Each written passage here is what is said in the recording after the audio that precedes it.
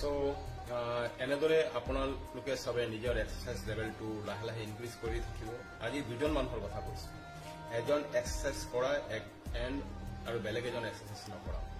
Exercise কৰা মানুহজনে মাজে মাজে গুটখা, পান, বিড়ি, চিগাৰেট, চাদা খায়, তথাপিও সি ৰেগুলাৰ এক্সাৰসাইজ কৰি আছে, ঠিক আছে। মই বাট এক্সাৰসাইজ নকৰা মানুহজনতকৈ ঠিক আছে। এজন মানুহে একোৱেই নাখায়, পান, বিড়ি, চিগাৰেট, চাদা একোৱেই নাখায়, বাট কোনো ধৰণৰ ৱাৰ্কআউট এক্সাৰসাইজ নকৰে, নিজৰ খোৱা বোৱাৰ ওপৰত মেইনটেইন নাই, নহ'ব।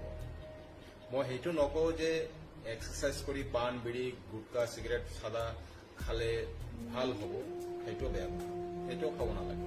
যোনটো মই অৱৰ্জন কৰোঁ, মই কেতিয়াও সেইবোৰ নলওঁ আৰু চবকে কৈছো ল'ব নালাগে।